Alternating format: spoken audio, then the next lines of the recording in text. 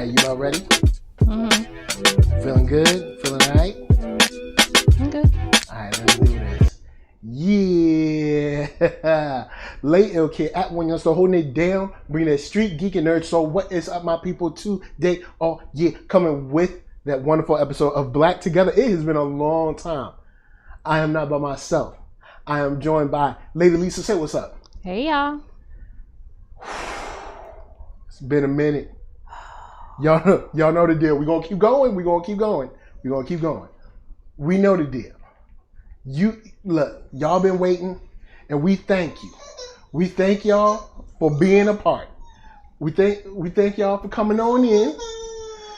We thank y'all for being with us. So if you are new to this, because it has been sporadic, if you're trying to figure out like what's happening tonight, the deal is BlackTogether is myself, Lisa, and getting into relationships, marriage, why not, what's going on in the black space. So of course tonight we've got a video that we're going to be reacting from. There's, I believe, 3 parts to this video, and the video is from Serita Jakes and his wife Serita Jakes, where they go in and talk about modeling your home, and kind of like bringing faith into your home and being the model of faith in your home. Kind of like that. That's the idea. So using the word, meaning like as far as their Christianity. So using the word to kind of apply it to everyday life, apply it to now, because of course times change. So everything from the Bible can't be used directly as now. Also, some things just aren't literal in the Bible, things of that nature. So using that as a way to build a bridge to ways to kind of help yourself and your mate and your relationship going forward these days. So we saw the video, and Lisa saw the video, and it was pretty cool. I was like, all right, cool. It's a long one. It's long, and it's like, well, there's 3 parts, right? So there's 3 parts, and it is not. And we're going to be reacting to the first part, so it is not short whatsoever. But I do think that we were looking around, and we thought that there was enough in the first part, at least, to comment on its, on its viability in this space. Also, is it something that people can follow now? Because of course, TD Jakes is no spring chicken. But is it something that's valuable for all of us to kind of use to our, because every relationship is different. There's similar through lines, but are there ways that we can use these kind of pieces of wisdom, knowledge, experience to be able to hopefully have better relationships and have better marriages and all that good stuff. And one thing that I dig about it is that he didn't shy away from using his own, relationship as examples throughout the the talk that he did. And similar to what we do here, we give, now I mean, of course, y'all ain't getting every single bottom line nitty gritty, but there's some stuff that should just stay with you in your home between your mate. But there are things like lessons and stuff and experiences we go through that can help. We can all help each other with our marriages and our relationships and stuff like that. And shouts to Open Mind in the house. What up? What up? Nice to see you. You know what I'm saying? Black fathers holding it down. But I'll throw it over to Lady Lisa now, because I know you put together a whole lofty list of things that you wanted to cover. Well, I just made a list of kind of some points, but I just wanted to go and say also what I really liked about it is that, he said in the beginning that they were going to talk about things based on, they were faith-based, that was based on the word, but also things that were just practical. And throughout this, he didn't beat you over the head with scripture at all. So that was, because I know sometimes some people can actually miss out on these types of messages because they feel like it's so heavy in quoting scripture and in quoting the Bible.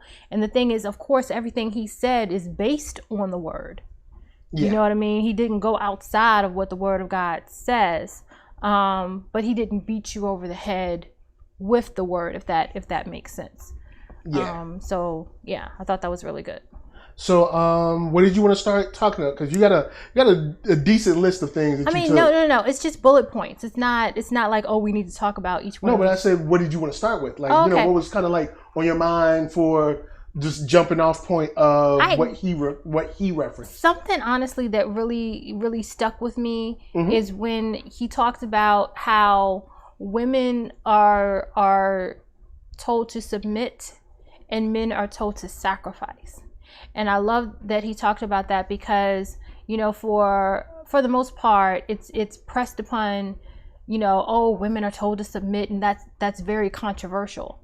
And his point was, submission is nothing. He said, and he did talk about the word in this part. He said the word of God says that a man is supposed to sacrifice just as Jesus sacrificed for the church. And he's like, I'm supposed to sacrifice as Jesus did for my family. I'm supposed to die. He's like... And there is a part of yourself as a man that should die for your family. Yeah. Emotionally and spirit. Yeah. Like certain things, certain boy stuff, or even single man stuff that needs to die to become the new man that's married and a husband and all that. Yeah, and not even just the part of sacrifice that's death, but the literal sacrifice, of... I'm sure sacrificing your needs and your wants for your families, putting them first kind of thing. And because again, I like that he pointed that out because, some women like to jump up and down about, why should I submit? Why should I be submissive? And see that as a something as if you're bowing down, as if you are lower than. And it's like, no, it takes a lot of strength and humility to submit to your husband. It's not something that, oh, you're weak if you do that. No. Well, it's not at all. Our society kind of changes it a little bit too. Because submission in the kind of way that we kind of throw it around, like even Open Mind says, I don't agree with a woman submitting. That's a slavery word. And I kind of see where you're coming from, because in our society, we kind of look at submission differently instead of submission in the sense of like, we are a team, you're a leader of the team. Like for instance, the Lakers. The Lakers just won the ring. Everybody on that team, essentially to a certain degree, submits to LeBron James. He's the leader, but that doesn't make them sort of like a slave to LeBron James, or it's more of trusting in this person to lead your home, and not saying that they have the final say in every single decision. But I think that our society has thrown a lot of like dirt on submission when submission isn't always a bad thing. Well, I would beg to say that it's not ever a bad thing if you're talking about it in terms of what God says. And of course, the Bible, it's interpretive because the Bible isn't very, straightforward. Open mind, so the word is wrong. All right. And then we also got to remember when we're dealing from the Bible, we're dealing with a translation of a translation of a translation. Because so we have the word to the man. He wrote it, but it was originally written in Hebrew or something like that. Then it was translated from that. Then it was translated into the probably most popular King James version. So we're essentially looking at in most cases, looking at the third translation of something where, and many times meaning can get lost. Yeah, but I will say this, because of course most things in the Bible, there are some things that are very straightforward and literal, but most things are not. And for me, in my experience, and from what I've learned, is that's where discernment comes in, and not to get too deep into it, but you know, when you are reading and studying the word, you have to really pray for discernment, because you can't always look to necessarily exactly what your pastor says or anyone else says, because I've seen different pastors interpret the same scripture different ways. Yeah. Quite honestly. But my opinion on it is that submission in a marriage is what works. And people, again, they interpret submission different ways. If you interpret submission as a woman just sitting down being quiet and being under her husband, that is not what I'm talking about. That's not submission, that's fear. Yeah. I'm not talking and about we're fear. not talking about being docile. No, at all. Or fearful or beneath or any of those things. Yeah. Submission means that, in my opinion, in my interpretation, because it's all up for interpretation, is that you understand and accept that your husband is the ultimate head of the household, that he is the leader. That doesn't mean he's your boss. That doesn't mean he's in charge of you as a parent is in charge of a child. He is in charge in terms of the ultimate responsibility of the household is his. He is responsible for making sure that the bills are paid, that there is food on the table, that everybody has clothes, everybody is doing well, you know, taken care of, in terms of their health and with everything that they need. That's what I mean with that. Like, I submit that it is his responsibility. I'm not running around trying to be in charge of everything. And when there are times when he says, okay, you do these things better, so go ahead and do those things, not a problem. And we do that in our household. Word. But ultimately, you are literally the man of the house. You know, you don't rule over me in any way, shape, or form. But I yield to you as the man of the house. I'm not going to go and just do anything on my own and not say anything to you. For the most part, you don't either. Yeah, it's very rare. It's very rare we make any like random decisions unless it's something like extremely minuscule. Right. But yeah, but it's very rare that we're making any kind of like offhand decisions on anything. Yeah. We see you disagree, open mind. We trust me. We see you. But I did want to touch one thing that you said about the Lakers, saying that they work together. I don't think I meant that they didn't work together, but it's clearly generally accepted that LeBron is the leader of the team, meaning that he sets the tone, the atmosphere, the energy that they kind of like work with and work off of.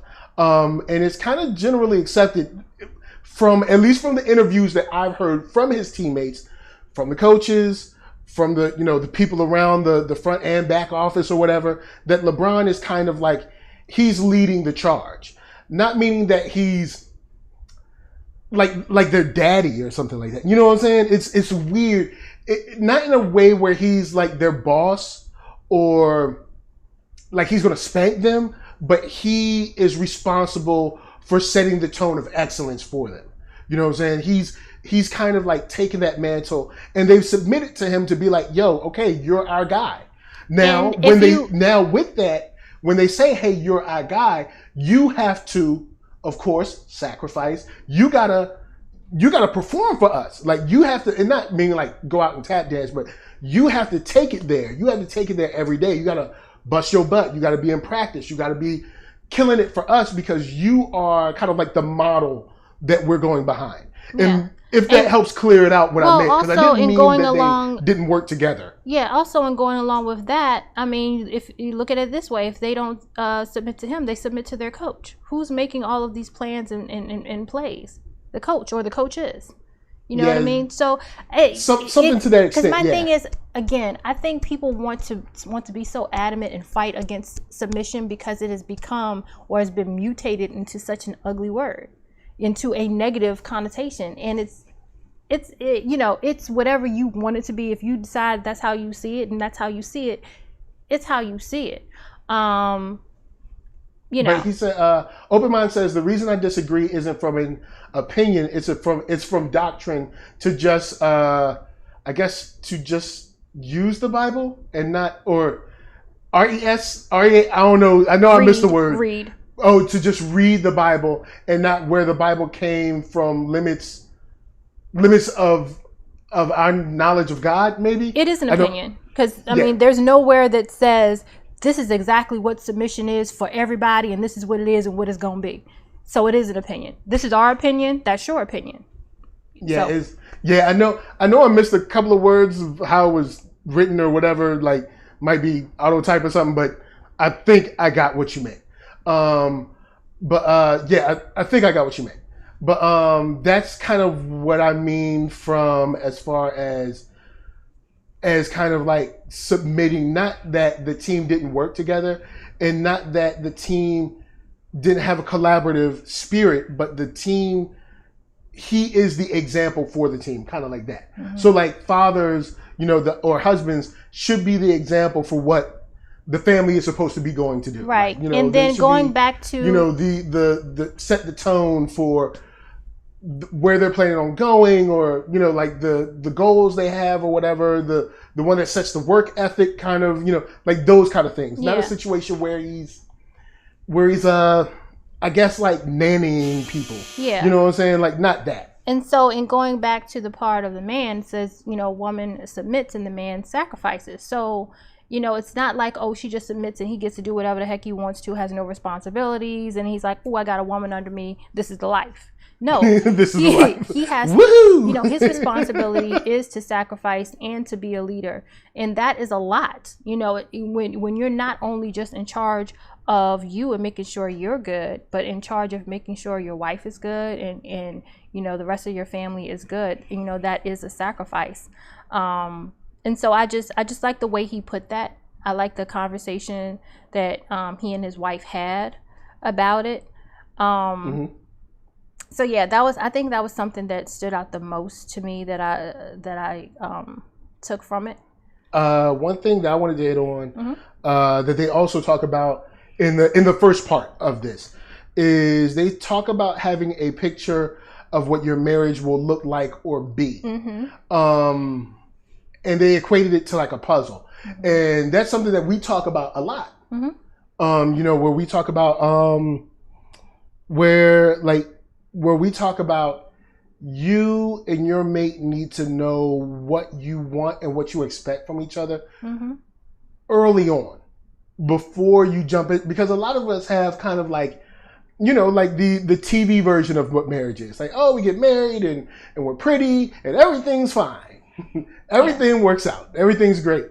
And you never really talk about, like we the episode where Lisa and I talked about the budget and how I was just like paying stuff, and she was paying stuff, and then we went down to one income, and then like it's like, okay, well, what are we gonna do with the money? Oh, I got this, and just paying stuff, but not really looking at the kind of like the line items, and then struggling going back and forth. And that's something that we had never talked about early on. Like, how will we deal with money?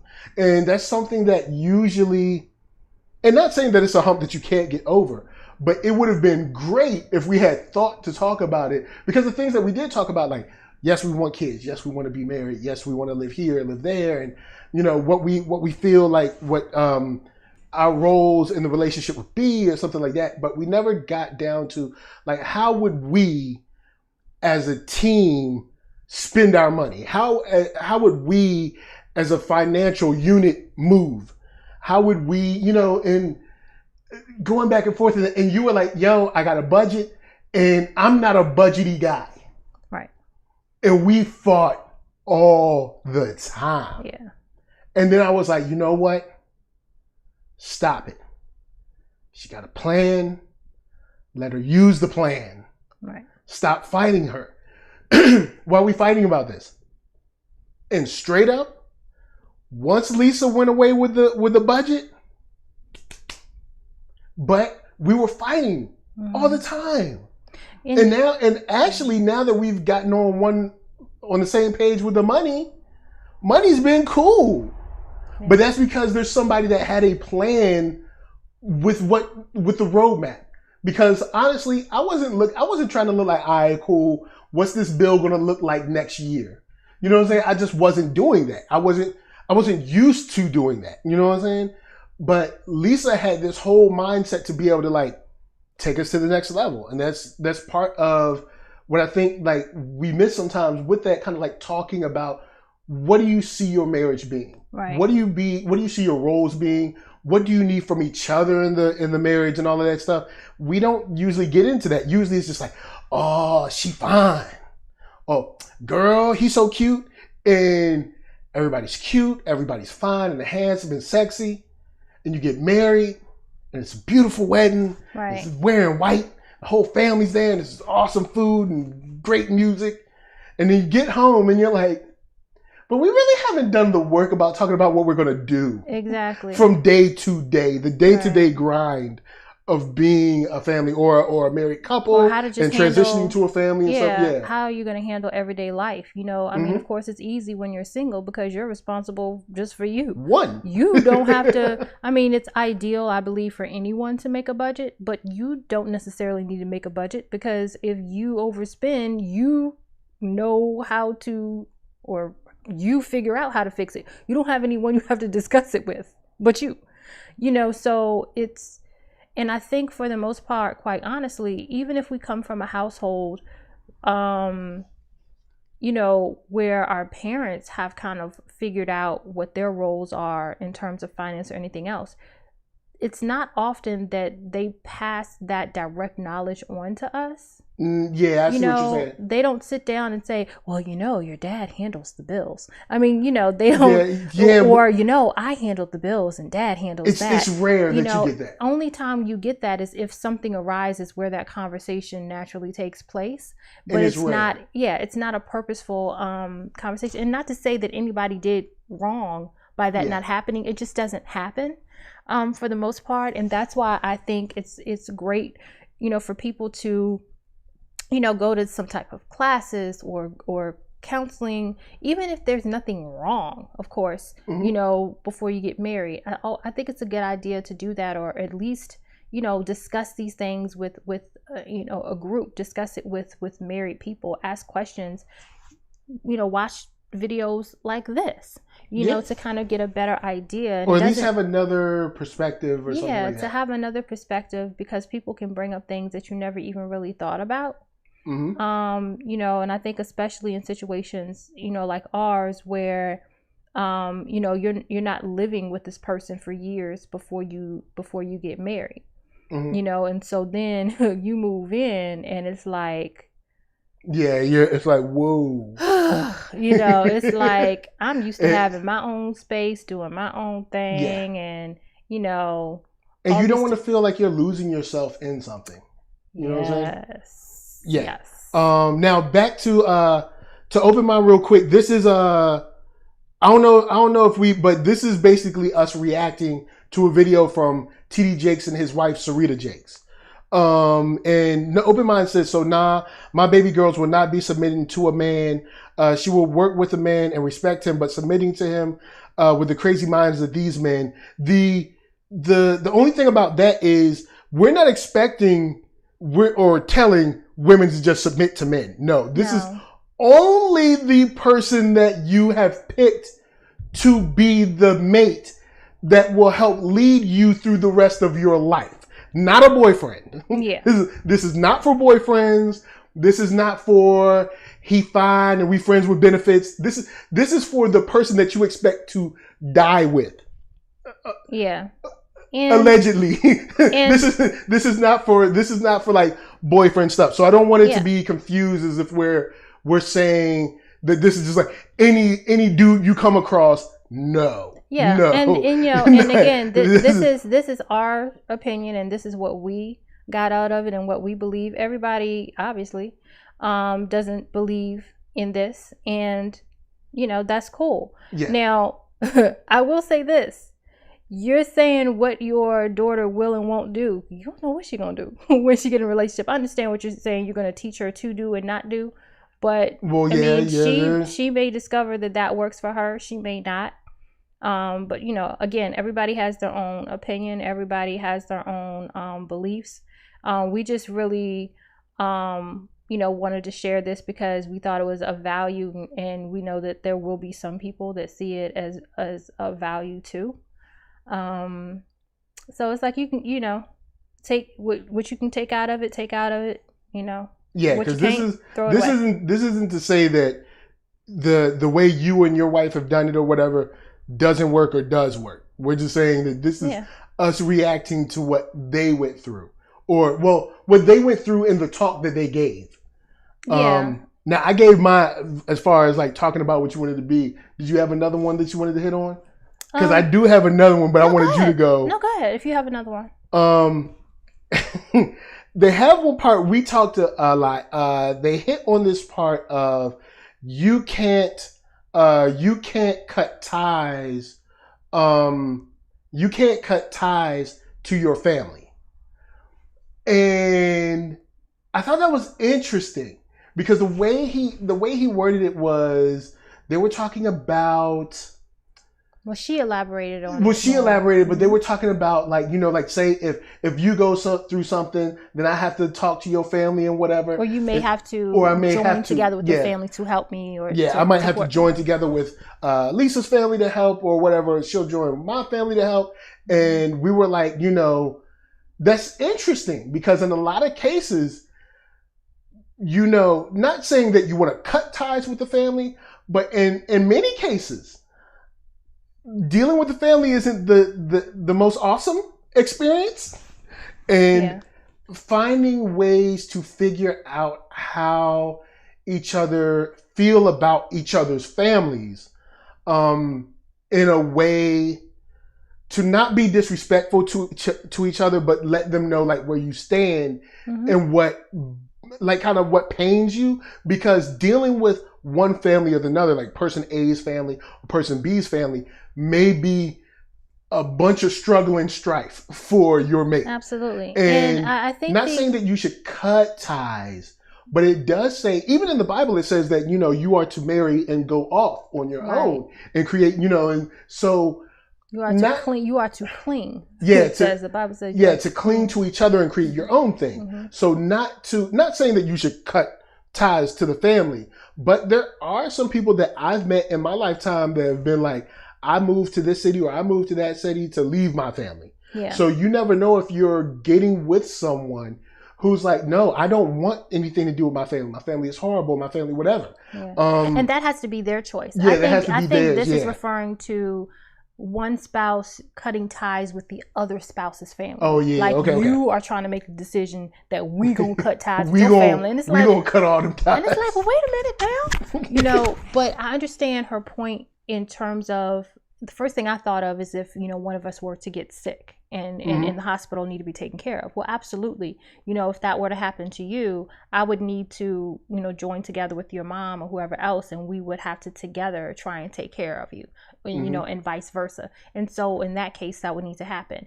And I know in some of those cases, it's still difficult because you're dealing with, especially, I know for a lot of people, a wife dealing with her mother-in-law can be difficult because because the mother. I don't have that issue, So I'm just saying. But I know what you mean by like be difficult.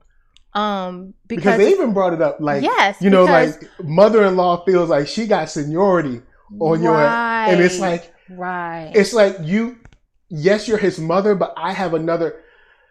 You birthed him, but I am one with him. That's two different things. Exactly. So it's it's those situations could be interesting. Yeah, and in my opinion on that, and we've talked about different situations where I will say this, my opinion on that's up to you to have a talk with your mother and make sure that she is clear on what her position is, and that she is clear on what my position is. And that needs, in my opinion, that needs to be said to her in front of me.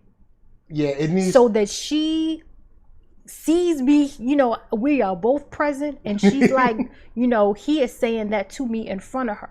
So it's not an issue of her being able to say, guesswork. That's not what you say in front of her. No, she's right here. Like, no, she's and right I am here. telling you that this woman right here is now the woman in my life. You are my mother. I will always love you. However, you are no longer the lead woman in my life. Yeah, and T. Jakes even talked about a time where he was struggling between kind of making mom happy and making wife happy. And I understand that. I do understand that, because you don't want to hurt your mom. You know, you don't want to feel like you're being disrespectful, you know, to your mom and all those different things, especially if your mom, it's a situation where your mom is alone now. Mm-hmm. I can understand that very much so, that's, you know, it's a very sensitive thing. However, you have to be very careful about not making your wife feel like she's playing for a seat, or you know, like there's some kind of competition. Like there's a competition between her and your mom, and I'm sure a lot of women feel like that. And we talk about that. We talk about so many times mates inside of the same relationship are competing with each other. Like, I got the better job, or I got the better friends, or I got the better whatever, I got the better position or the title. I'll never forget. And I even think, mothers and wives, or husbands and fathers or whatever are competing for like this perceived attention. But it's not so much with fathers and with husbands and their father-in-laws. You don't see that happen often. Yeah, well, I take the fathers-in-laws are a little bit different on the attention. Well, the fathers-in-law will try to prove themselves better than their son-in-law. The son-in-law from what I've seen, is never trying to one-up his father-in-law. It's always the father-in-law that's trying to belittle and demean his daughter's husband. To make it, because in their mind, no man is ever good enough, ever. Which sounds sweet, but it's kind of it's also unhealthy. It's very unhealthy. For the men like that, you know what? Stay on that. I want to holler at Open Mind real quick. Stay on that. Stay on the part of like no man is good enough. But yes, he said, ain't no excuse for the childish behaviors of in-laws. These women are old. They've been alive a long time. They be creating problems. They've been alive a long time. All right. I guess that goes along with being old. But thank you for confirming. Look, I'll just say that it's every family has their stuff. Yeah, absolutely. Every family has their stuff. And that's why I think it's super important that, especially if it's coming from mother-in-law on either side, it has to be explained directly to them. This is what I expect from you. This is what I cannot have from you. This is what we will not, tolerate from you. And it has to be very, very explicit and loud and clear to them. Because mother-in-laws at times can be habitual line steppers. They can be habitual line steppers. And father-in-laws, like you said, they're different. Mother-in-laws attack the problem in a different way than father-in-laws. Father-in-laws usually end up just being very standoffish to the son-in-law. Yeah. Like the mother-in-law intrudes on the relationship, and the father-in-law pushes the relationship away. The mother-in-law is confrontational usually, and the father-in-law is passive-aggressive. He's passive-aggressive in the way that if he knows that y'all are going through something, he'll pull his baby girl aside and say, baby, if you need anything, you can always come back home. Baby, if you need anything, you need some money. And it's like, you can't do that. And it's like, that's undermining. It's a sneaky way to undermine her husband. Right. Then he'll work, and then later he'll work in at on a holiday at the dinner table. He'll somehow work in that he gave y'all money. You didn't give us money. You snuck her to the side and gave her some money. Father-in-laws, look, okay, because in American society, we were all raised in society. A man's worth is his work. How much money do you make? That's the value of a man. Now, I know we ain't talking about the silly suckers that's out there and they don't care. Men that are actually trying. Unfortunately, American society has put on us that the only value we have is the dollars that we bring into the home. So, with that information, a father-in-law will say, he'll be like, it's a good thing I gave y'all that money so y'all wouldn't struggle. Yeah. You know what I'm saying? Like try to say something funny like that because it will kind of, it'll dig on a man that's trying. I remember telling you about, there was a time when you received a gift and I felt bad about it because I wanted to be able to give Lisa this specific gift and I couldn't do it.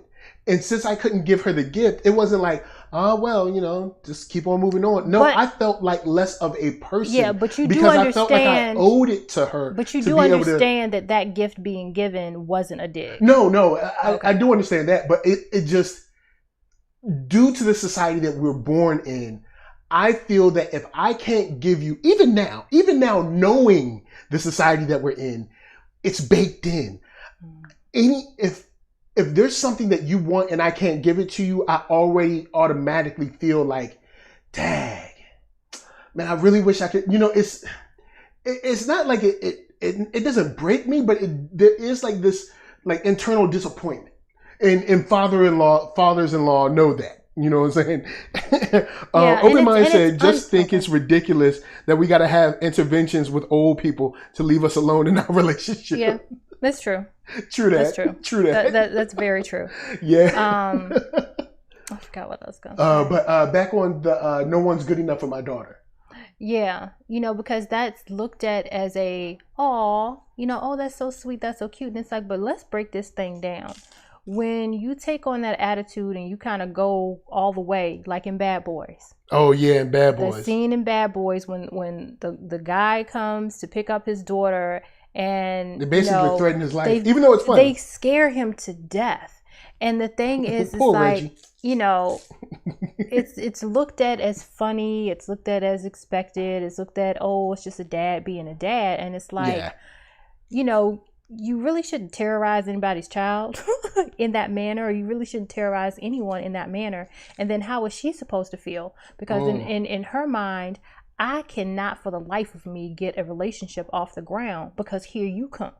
Yeah. With your craziness. And it could be very disheartening to her. She feels like you are trying to hurt her. She feels like you're doing everything in your power to just keep me here as your little girl forever and never allow me to grow up.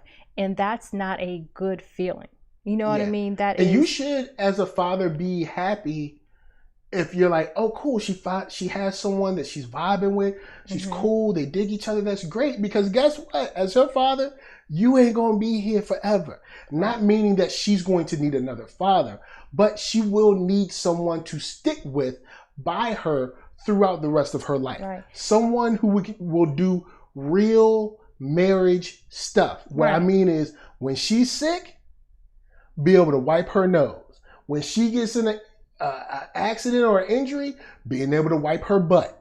Think the real marriage stuff, the real hardcore marriage stuff, not the little glitzy, glammy Instagram TV marriage stuff. The stuff that if she gets in a car accident, who's gonna push her around in a wheelchair for the rest of her life?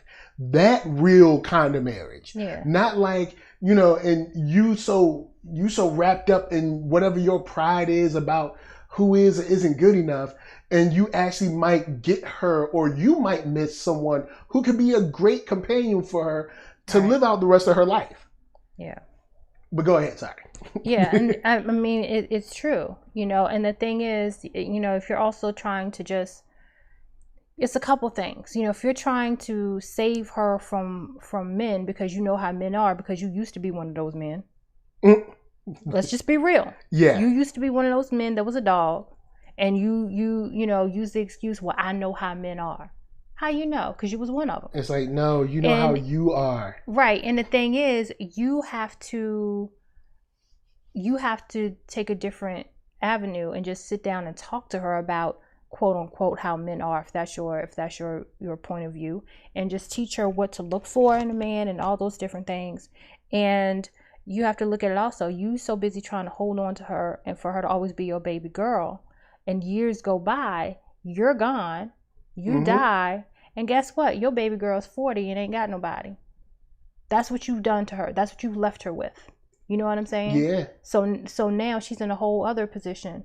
You know. Was that a real roadmap for someone who would do the real marriage stuff? and you don't want to leave your son or daughter with something like that. But is there something else you want to jump on? Because I know we've been in it for a minute. You know what I'm saying? So let's see. Trying to see if it's a good one. I liked what he talked about with having your own space and visiting their space. When he talked about he has his man cave, and she has, like, you know, her room that's like her spa, her little sanctuary. So he's in his room, you know, probably pumping Jay-Z or whatever. He didn't say Jay-Z, but you know. But he was like he had hip hop on. Yeah, he would play his hip hop, and she's in her room with like this, you know, very quiet, you know, spa Soft music with candles, and everything's really quiet, and he's in his room jamming. And he's like, you know, that works for them. He's like, every once in a while, you know, he'll go down the hall and visit her in her space. Every once in a while, she'll come down the hall and visit him in his space. But no one is trying to force the other one to be in that space. And make that, you have to use my space for your comfort and make that their space. And I know that's one thing. I think we've figured it out. But we don't have separate space because we're in an apartment. Yeah. And so it's like we're in an apartment, so it's a little different. Yeah, because we definitely worked it out. I, for the most part, like quiet. You, for the most part, like 5 million different things going on. You want the TV. You want some music. You want to watch the TV, talk about the TV, and talk about something else all at the same time. And I'm like, if I could just keep up with the show, I'd be good. But I can't keep up with the show if you keep talking about something that's on your computer. But who tell you, man? It's tough over here. You can't have nothing in this house. So, but I feel you. I like that, you know, because it is very true. And you have to get to the point where you can just kind of respect that, because I think, and I have to say, women, we're guilty of this. Well, I want to go antiquing. Don't you want to go antiquing with me? No. No. He doesn't. I don't want to go He doesn't want to go antiquing with you. He doesn't want to go, you know, look at flowers. He doesn't want to go and look at 15 different patterns of wallpaper. Nope. He doesn't. Because whatever you will choose, she's going to hate anyway. And you're going to feel like it's a waste of your time. I hate when you say that. You're going to feel like it's a waste of your time. You'll be like, oh, snap, baby, this is kind of nice. You'll be like, nope, I don't like it. Oh, man. It's not true, but okay. You're stuck on that one. But no, it's like, and I had to come to that, you know, it took me time, but I had to come to that reality too, because you told me it was something I was trying to get you to do, and you was like, it's not that I'm saying I don't care, but I don't care. It's not that I don't care in the like personal attack way, meaning like either decision you make is fine with me. Right. Like that's what I mean. Not like I don't care. Like I don't care about you. Like I don't care. Like yo, if you pick that one or that one, they both cool. Either it's cool. Like I don't.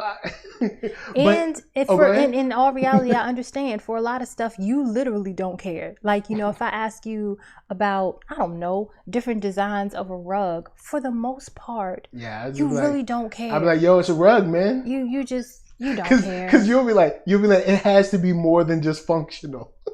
And I'll be I'm like, look, we just need a rug. Just put it down. I'm like, I need it to look like something. Just put a rug down. I don't care. Yeah. But and then in the same way, just a couple of nights ago, I was like, you know what? Let me take the little guy. Let me put him in the car. Yeah. Let's go ride for about an hour and a half. Yeah, because you saw that I was about to lose my mind. You was like, we gonna go. Open mind says we don't care as long as you happy, and it's true. It says happy wife, happy life. That's pretty much a man's whole job. It should be happy spouse, happy house. Oh, excuse me. But just like, you know, like I said, a couple of nights ago, I was like, I could see it. Yeah. So I was like, look, put some shoes on the little guy. I'm gonna take him. We just gonna ride. We just gonna go, and you gonna have the house to yourself, and it can be quiet in here. See, when you came back, I was all good. And when we came back, you was happy. You know I went out back and smoked a little weed. No, I'm just joking. you was happy. You was happy. Came in. The little guy was happy. You know what I'm saying? Yeah. Open mindset, whatever, as long as you're not mad. My dad's perfect. Yo, it is funny because I'll do stuff like this. Like Lisa will look like she about to get right. I'll be like, did I do something? Cool. I'll be like, or you'll just, as long as I ain't do nothing. I'll say, so you be like, what did I do? I was like, I didn't say you did anything. All right, cool. As long as I ain't do nothing, I don't have to worry about it. Like, I just came out of the bathroom and you in it. Like, it's not you. I'm like, it's not you. It's not me. Cool, no problem. Yeah. So yeah, I thought that was a good point because again, I really have to admit, as women, we like to pull you guys in, and it's not because we want to control you. It's because we want you to be a part of so much stuff that we do, not understanding or even respecting the fact that you don't want to do this stuff. You really, really, really, really don't. You do it because you love us and you care about us, but it's miserable for you. It's like the old man sitting in the middle of the mall like a missing person holding his wife's purse. He's miserable. Man. He does it because he loves her, but he don't want to be there. I don't want to be here. He don't want to be there holding your purse. I don't want to hold that purse. If he wanted a purse, he would have bought a purse. He don't want a purse. Would have been home. I don't want to be at home. Where you want to go? Home. That's where I want to go. I don't want to go nowhere else. Yeah. But I guess we're close to time, but I did want to add this one last. There was open mindset. I could choose a rug, but you might not like my choice. The last one I wanted to touch on is stop listening to your single friends. Yeah. Oh man, that was one that was good because I had actually, like I told you, I said this to an ex of mine a long time ago. And I remember saying to her in a little more explicit a way, but I was like, you keep listening to your single butt friends and your butt gonna be single. Now, it was a little bit less all ages than that. And the truth did indeed set her free. And the truth did set her free because she became single shortly thereafter. but said open mouth said you was cussing. Yes, I may have used an adult word or two.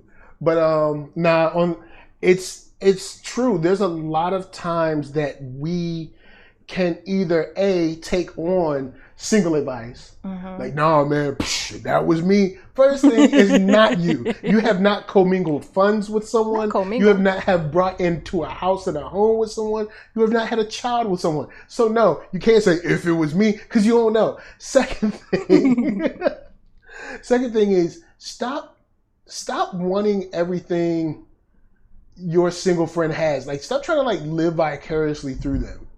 Yeah. Because it's one of those things where the grass is always greener, and trust me, there's a lot of single lonely folk out there, and if you found someone special that you love them and they love you and it's good, I mean, it's life. There's going to be some ups and downs, but it's as good can get. Yeah. Then be happy with yours. And you have to understand, you're going to have issues as a married couple that a single person will never have. Yep. So to go to them and talk to them about it, and them would be like, see, if you were single, wouldn't have these issues. But I would have other issues. I would have other issues. You know what I mean? So that's a crazy thing to say. That's like when people say more money, more problems. Well, I'd like to have more money just to experience the problems that you have. So this stuff is a lie. Don't let rich people fool you. More money, more problems. When that line ODB says, that's something for rich people to keep you broke. Talk about more money, more problems. Well, let me experience those problems because please, look, trust me. I will most likely tell you when NERDSoul blows up. I will most likely tell you there's not more problems. There may were the problem. There may be different problems. Yes, there may be different problems. Yeah. And Open Mind said, talking about sharing a bank account, that's the test of love. You gotta love a person to share that bank and see their spending habits. Yeah, and see, that's true. That's another thing. You got logins to all the bank stuff, all the bill stuff. You log it. Yeah, you got to log into LADWP and all that. That is not your bank. Well, but yes, you do have to log into the bank account. No, I do not. You didn't keep it, but you got it. Oh. You didn't write it down, but you definitely got it. Oh, okay. But yeah, it's trust me. once, because tell them when it comes time to pay bills, what happens? You'd be like, all right, what we paying? Thank you. Who I'll be like, all right, what we paying? Yeah. And then you break out your little list. She got her little nice typed up list. It's not typed up. Or well, it's nicely written.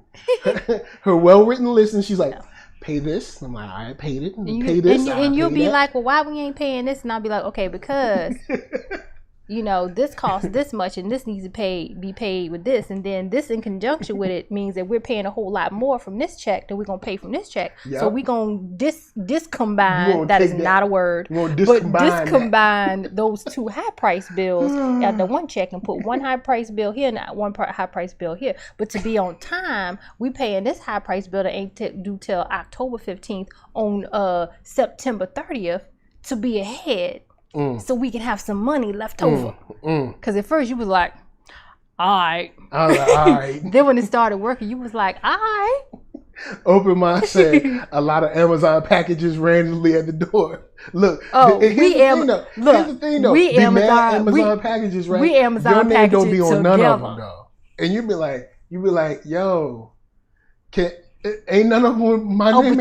But you can't say that. I know that. I know. Because I'm just making a joke. Look, I know. We be using Amazon. As in us. We be using Amazon. As in me and you be using Amazon. Yeah, that is true that. We do be, both of us do be using. We do be using Amazon. That's right. My name be on some stuff. And my name be on some stuff. And sometimes I'll be like, why ain't my name on none of this stuff? And a lot of the stuff don't even be for me. It be for that little boy in there. Boy got brand new socks. He said, but I had other plans for that $72. Yo, that's true. You were like, hold on. I was gonna do something with that. All I needed. Remember when we had that conversation where I was like, I be feeling a certain way because I don't have my own money. Oh, okay. So I'll never forget this. We'll end on this. We talked about this when we were talking about getting our budget and stuff together. Lisa and I were going at it again over money, but see, the budget is working now, but we're still going over money. So Lisa said something about like, I don't ever have my own money. Right. Because we're a single income household. And I said, hold up. I don't have my own money neither. I said, let's run down what we just paid. Rent. That ain't just for me. It's for everybody. We got gas. Guess what? Everybody driving this car. We got electricity. Everybody using lights. I'm like, where is my money? Where is my specific dollars that says NERDSoul on there? And then I was Michael. like, where the Michael dollars at? Because once he said that, I was like, okay. Because I was only looking at it like this is gonna sound crazy. He gets to go to work and make his own money. I know that sounds crazy. I know it does. And I, stay home and I'm not making my own money because I've always worked, until after I had our son. I always worked, always had, my own money. So this is new. You know what I mean? This is new. This is crazy. It's new to me too. Yeah. It's new to me. Never in my life have I been like, all right, cool. The money got here. Before I do anything, let me turn around to someone else and say, what are we doing with this money? What are we doing with this money that I just earned and worked hard for? What are we doing with this money? But honestly, straight up, back to that whole thing about not listening to your single friends, I would not have it any other way. Honestly, straight up. Being married is the bomb, but at the same time, I wanted to be married. I wanted to have kids. You know what I'm saying? I'm cool. I'm happy with mine. But that thing with like single friends, they just don't have the experience of a relationship like marriage to be able to fully kind of see where you're coming from or see what you might be walking into with a decision or a few decisions, which is why they were talking about linking up with other couples or at the same time, other older couples. Yeah. Like the young lady that I said, don't listen to your single butt friends. I told her, go talk to one of your aunties. Go talk to your mama or somebody, someone older, an older woman, and tell her what you just did. And tell her if your mate should stick around. or and see what she says. And if you tripping or not. And sometimes you need to be around, like, I'm not saying you should just cut off your single friends. You should still be cool with them. But as far as the advice thing, sometimes you have to understand that it's coming from like an experience that isn't really yours anymore. And you can't sit in that experience because that's not your life anymore. Yeah. So you can't say, oh, like, my husband did this or my wife did this. It's like, yo, you need to tell her off. Right. Yeah, but you live with this person. Yeah. So you can't just fire off on someone who you got to live with. Yeah. And the thing is this too. You got to be with this person for the rest of the day. Yeah. And tomorrow. And the thing is this too. Once you do get into a serious relationship and later on a marriage, of course your relationship with your single friends is going to change. You're not going to see them nearly as much. You're not going to talk to them nearly as much. The way you interact with them, the things that you talk about on the regular is going to change. If your single friends get an attitude with you because you talking about your man all the time, or if they get an attitude because you ain't never around, you always got to leave early. It's like, yeah. Y'all not gonna be friends long, because the thing is, they should be happy for you. If they're, I know for my small circle of friends, which I think is key, we were all happy for each other. And of course it happened at different times, but we were all happy for each other when we got into relationships. It was like, girl, I know you gotta go see that man. Or, when they start talking about it, and then you'll say, oh, I'm sorry, am I talking about him a lot? Yeah, girl, but it's all good. I'm happy for you. Yeah. Like, it's a genuine happiness and understanding of course she ain't going to be up in my face. She got a man at home. Yeah. That's right. A man yep. home. That's exactly right. What up, kid at heart? We up late. We're about to wrap it up. But yes, open mind, you're right. I think there is a part of them that's jealous. Sometimes. Or there might be a part of them that's actually kind of resentful because that other person is taking their friend away from them. Yeah, that happens. You know what I'm saying? So I think there's a balance of that. Some are jealous, some are resentful. Like, dang, ever since he came around, I can't hang with my girl no more. Right. Or ever since she came around, my boy be tripping. Yeah. You know what I'm saying? It's like, look. But my thing is, if you have friends that can't bring themselves to put that aside and actually be happy for you, I can't see that relationship lasting much longer, or not being what it is. Maybe one of those friends you kind of keep at a distance, because you can't keep having that. You can't have that. So with that said, guys, we have exercised a good amount of the demons on this show for this episode. I did want to give a shout out to folks that's watching either lurking and also those in the chat. Kid at Heart, Open Mind. Open Mind said they still dress like they in their 20s. We don't kick it. We do have an announcement this Friday.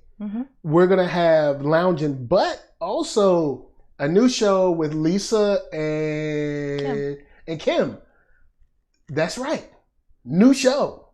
Just for the ladies. You know what I'm saying? And what is it called? It is a spinoff of BlackTogether, and it's called A Walk in Her Shoes. It is a podcast where two Black women are just discussing various topics about womanhood, becoming a woman, experiences as a young lady, our role in politics, the whole shebang, the whole gamut. So yeah, I'm excited. This was up. So that'll be this Friday. So we'll be live with Lounging. We'll have the upload for A Walk in Her Shoes later that evening. I'm psyched. You know what I'm saying? They already told me that it was FUBU, but it was FWBW. So it's like FUBU. Four women. But it's 4 women by women. No. 4 Black women. There you go. By Black women. By Black women. So FUBU. Wobble. But now on the real, for the sisters, it's really dope. Because you guys have had some great conversations that I've been involved in. I've been like, you really need to put this down on wax. Yeah. And like you need to put that great conversation we had when we were at Ruby Tuesday. Yeah. We'll never get that time back. That but was anyway, when we, see, we wanted to get together and do some more nights like that. Yeah. But guys, of course, thank you for rolling through. Lisa, say what's up. Bye, y'all. Of course, NERD, SOUL, Facebook, Instagram, Twitter, all in places. Hit a thumbs up if you like what you're seeing. Hit a thumbs down if you don't. But if you don't, all right, I'm going to send Dr. Sleep after you. I don't know. I don't know who to send after you. It's late, so maybe Dr. Sleep. And podcasts, if you want to listen, everywhere podcasts at, just search NERDSoul. And Spotify for that music. Do not sleep. Halloween 2020, the rent party right here on NERDSoul. And until then, we're going to leave y'all with Arcatron, ARCKATRON.com. He got them beats. And y'all go on here. Peace. Peace, peace. Yeah. Peace, peace. Ho.